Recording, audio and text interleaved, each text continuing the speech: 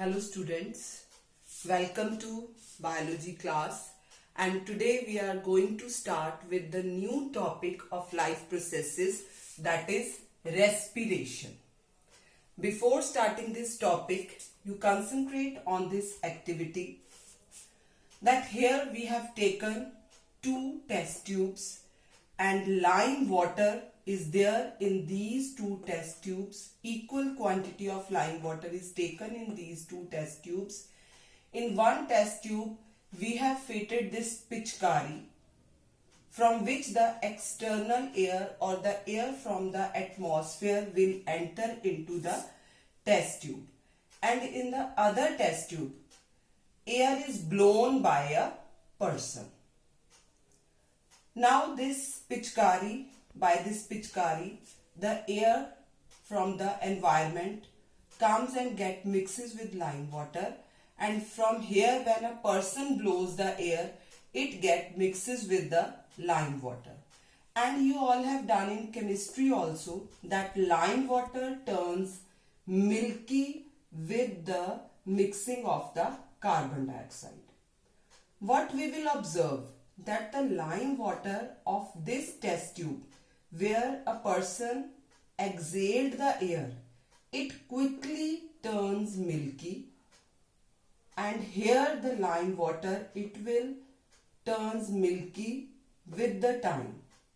Why it turns quickly milky? Because the concentration of carbon dioxide blown by the person, exhaled air, it is much more than present in the atmosphere.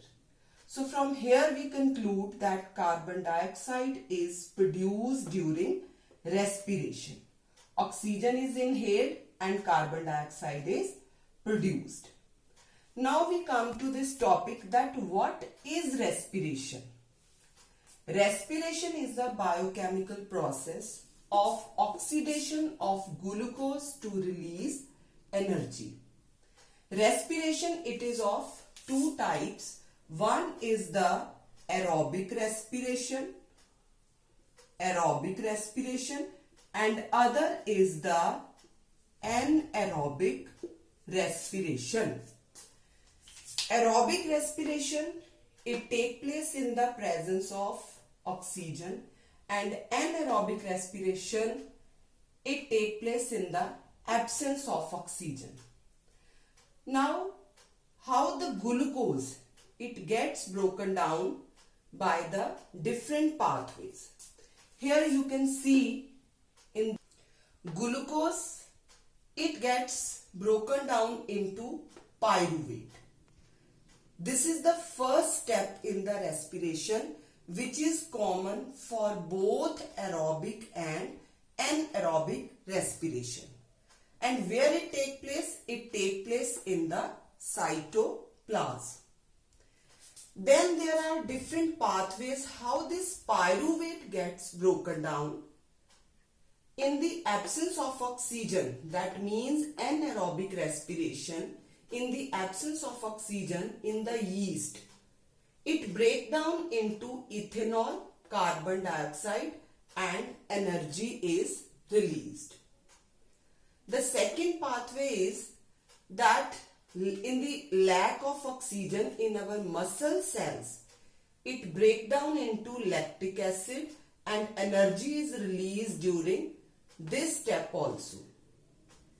And in the presence of oxygen in the mitochondria of cell, it breaks down into carbon dioxide, water, and energy is released in this process also. But you can see that energy released during aerobic respiration, it is much more in comparison to energy released in our muscle cells or in the yeast. Now you can conclude from these three steps that first two, they are the forms of anaerobic respiration, and the last one is the form of aerobic respiration. So students, you will draw this flowchart in your notebooks also. Now the energy released during this process, it gets stored in the form of ATP. What is ATP? ATP is the adenosine triphosphate, energy currency of cellular activities. And how this ATP is formed? It is formed when ADP, adenosine diphosphate, it combines with the inorganic phosphate, then it forms ATP. This ATP is very much similar to the batteries we use at homes. We know that batteries, how they are useful to us. They are used for this getting the mechanical energy, light energy, and same is ATP. It is also very useful for the contraction of muscles, protein synthesis, conduction of nerve impulses, and many more activities for this. So this is about the respiration, aerobic and anaerobic respiration. In the plants, how this exchange of gases take place? It takes place by the simple process of diffusion. You all are familiar with the diffusion, that here the movement of gases from the region of higher concentration to the region of lower concentration. In plants, all the parts they respire. How roots, they do this exchange of gases by root hairs, stem by the lenticels, and leaf with the help of stomata. So these are the parts by which there is exchange of gases take place in the plants.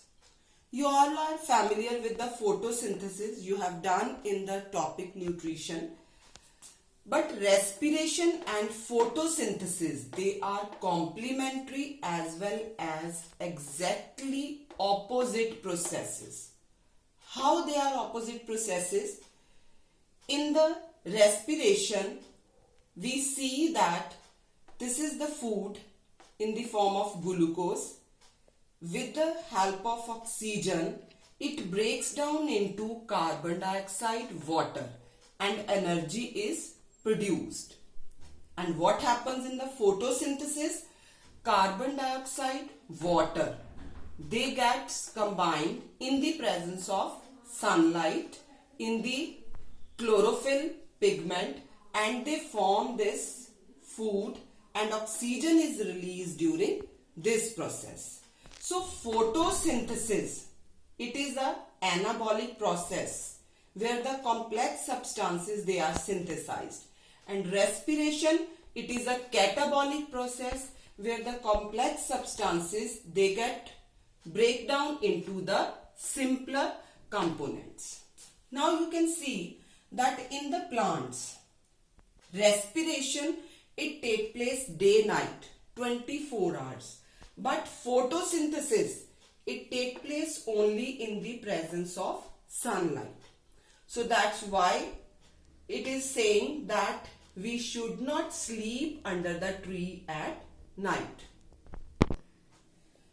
Respiration process is not same in all the organisms. In the lower organisms, in the unicellular organisms like amoeba, paramecium, it take place by the simple process of diffusion by the cell surface. What happens in the lower organisms, that their whole body part, all the cells of the body, they are in contact with the environment. So diffusion of gases, it take place in them. But in the multicellular organisms, there are specific organs of respiration. Like you can see in the fish. Fish is having gills for the respiration. As it is an aquatic animal, it lives in water, so it breathe, it respire with the help of gills. In the amphibians, reptiles, birds and mammals, lungs are the respiratory organs. And in the next lecture, we will study about the respiration in the human beings. Thank you very much, and do the related questions in your notebook.